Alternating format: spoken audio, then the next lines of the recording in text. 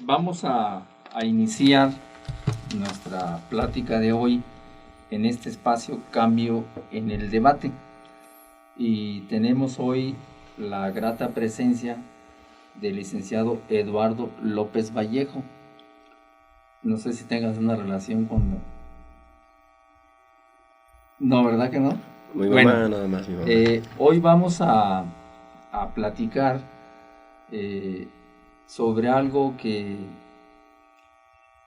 todavía tiene sentido, todavía es importante, que son las misiones culturales.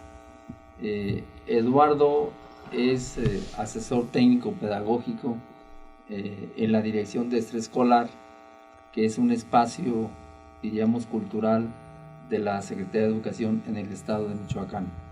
Eduardo, quisiéramos que nos platicaras de dónde vienen las misiones culturales. Hemos de recordar que en 1921, cuando se creó la Secretaría de Educación Pública, primer secretario de Educación, José Vasconcelos, dentro de su proyecto educativo, cultural, indudablemente que aparecen las misiones culturales. ¿Nos puedes decir con qué sentido, con qué fundamento nacieron las misiones culturales en ese momento? Y posterior, parece que tienes por ahí una entrevista al maestro Filiberto Vargas Tentori, sí, así es. Que se la hizo el maestro Miguel Ríos, nuestro amigo común, y que nos platicaras cuál es la visión hoy de este maestro sobre las misiones culturales, y también que el público conozca de dónde vienen las misiones culturales y qué hacen hoy las misiones culturales en ese espacio de extraescolar de la Secretaría de Educación en el estado. Rafa, muchas gracias, muy buenos días. Pues efectivamente, como dices, el trabajo de la Secretaría de Educación del Estado y particularmente de esta Dirección de Educación Extraescolar, donde formamos parte de la asistencia de carácter técnico, pedagógico y operativo, entre otras actividades y entre otros ámbitos de operación, tiene el esquema de las misiones culturales. Quiero comentarte que en este mes de octubre del año 2013 se están cumpliendo, de hecho, 90 años.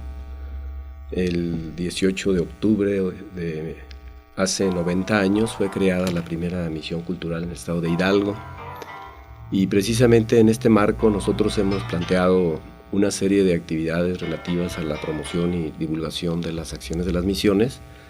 Justo en este elemento sería precisamente el elemento de la divulgación de lo que se refiere a nuestra actividad.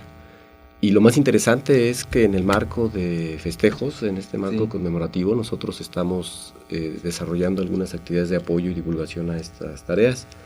Quiero decirte, como bien mencionas, que las misiones culturales efectivamente como origen del gobierno de Álvaro Obregón en 21, cuando se crea la Secretaría de Educación Pública, José Vasconcelos precisamente lanza lo que sería en un primer momento un esquema de vinculación del trabajo de desarrollo comunitario con el trabajo educativo.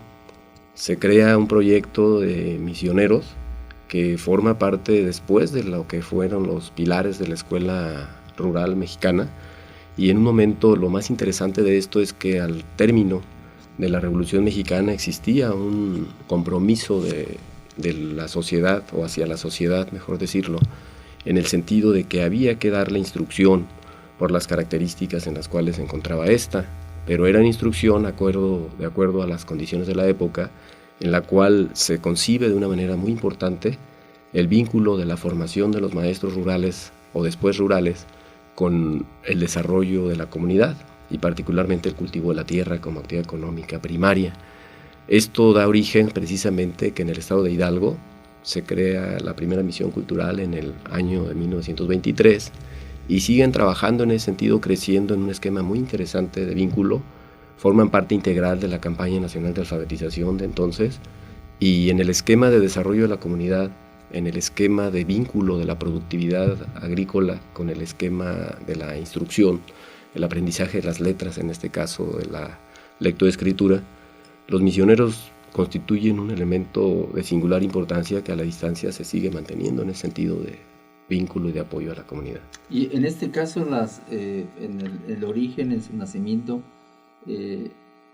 eran espacios como multidisciplinarios, participaban con varios formas de ser, con visiones distintas, varias profesiones en una misión cultural. ¿Cómo está integrada una misión cultural, Eduardo? Sí, mira, de origen, y de hecho aquí retomando algo que me pareció muy valioso y reconociendo por supuesto la actividad que en ese sentido tuvo de origen el maestro Filiberto Vargas Tentori, que prácticamente es el misionero de origen en el ámbito de esta actividad.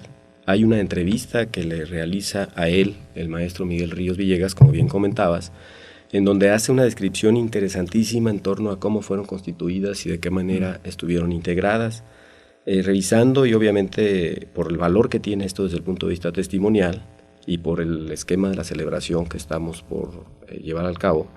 Quiero decirte que hay un plan que en octubre de 1923 es aprobado en el ámbito de Secretaría de Educación por don José Vasconcelos, denominado el Plan de las Misiones Federales de Educación, que incluso, vale decir, presenta a esta persona el diputado José Gálvez, quien a su vez había tenido un apoyo en materia técnica o pedagógica por nuestra bien querida latinoamericana, la poetisa chilena Gabriela Mistral, que estaba entonces en México.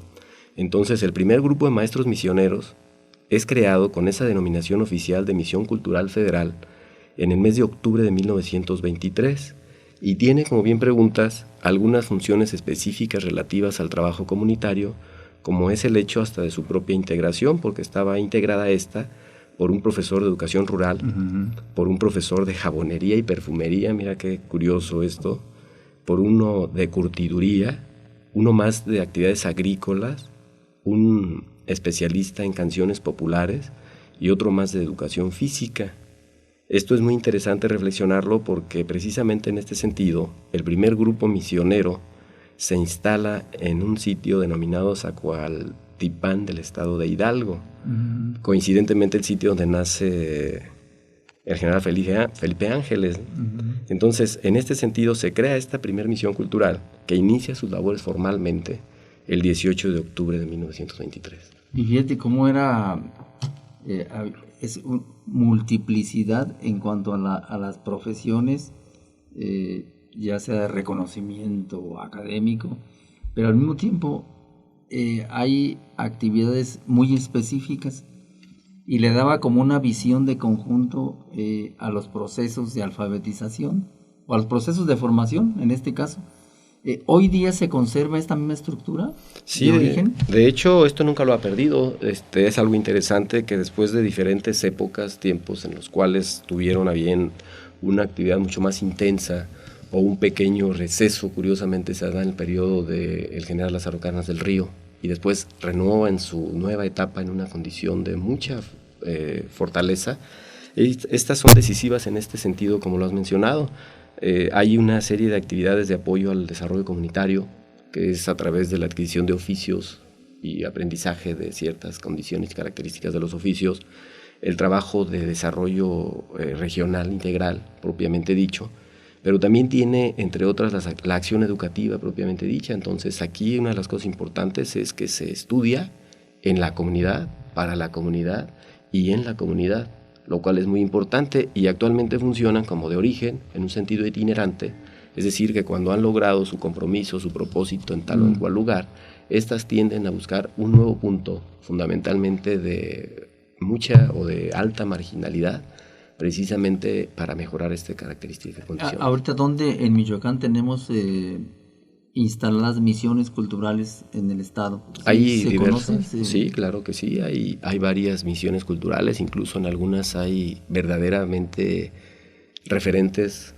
locales de desarrollo artístico incluso, porque hay algunas misiones que están especializadas en el desarrollo de la cultura purépecha, por ejemplo, en este caso, a través del desarrollo de actividades artísticas, de bandas de música, de cultura musical ampliamente, Y lo más interesante es de que se dan algunos cursos que a la comunidad acogen de una manera muy, muy adecuada. ¿Y se cumple con ese proceso de alfabetización? ¿También tienen esa tarea las misiones culturales todavía? Sí, también es parte de lo que tienen su esencia de origen. La misión nace por la necesidad, te comentaba, de vincular a la educación y la comunidad, pero dar la instrucción elemental a los miembros de la comunidad. Entonces, en ese sentido está garantizado el hecho de que en ellas hay actividad pedagógica directa. Y lo más interesante de esto pues es el hecho de que tienden a mantener una condición vigente en 90 años, ¿no? Sí tenemos la idea del número de misiones culturales que hay en Michoacán. ¿Tenemos una idea aproximada? Sí, tenemos unas 30, 35 30 misiones. En toda la geografía en toda la geografía del estado. ¿Alguna que destaque, que se distinga? Pues mira, de hecho aquí es un esquema general. Todas tienen, y se les hace un seguimiento a través de esta dirección de extraescolar, tienen una amplia vocación, y lo más importante de ellas es precisamente su base de recursos humanos. Ahí hay especialistas en estas actividades que te comentaba, y lo más interesante para nosotros es que pues tenemos la oportunidad de trabajar con ellos. ¿Y todas están integradas, o a algunos les falta algún profesionista? Pues de hecho hay algunos estudios que se hacen en forma permanente en ese sentido, pero en lo posible se busca que estén muy equilibradas, que tengan instructores en todos los aspectos que se requiere para el desarrollo comunitario. ¿Y el misionero sí está bien pagado en este caso? Sigue siendo una deuda. ¿Son plazas, son horas, son recursos que se tienen en propiedad? De hecho, con clave de misioneros, que si bien es cierto tiene una condición de percepción modesta, pues la verdad es de que sigue siendo precisamente ese término, ¿no? Es una verdadera filosofía, valga decirlo, el ser misionero, y afortunadamente, insisto, todos nuestros compañeros que se dedican a esta actividad, pues son los misioneros educativos. ¿Y hay algún programa de capacitación, de formación, de actualización para los misioneros? Tenemos programas en el curso del ciclo del año fiscal, del año completo. Nosotros hacemos reuniones de trabajo de capacitación. Ellos mismos se integran en talleres y academias, intercambian experiencia, y justamente con este trabajo, bueno, se mantienen en una condición de vigencia con las necesidades que se tienen. Y en este caso hay docentes ahí cumpliendo la tarea de misioneros. Sí, así es. Docentes directamente, y una instancia mínima que de ellos mismos emana para administrar el trabajo que hacen todos los misioneros en el estado. En este caso, ¿sí se cumple con el objetivo originario de las misiones culturales? ¿Se está cumpliendo o hay una serie de deficiencias? Ese es un tema que se ha requerido y cuestionado mucho, ¿no? Yo te haría una reflexión.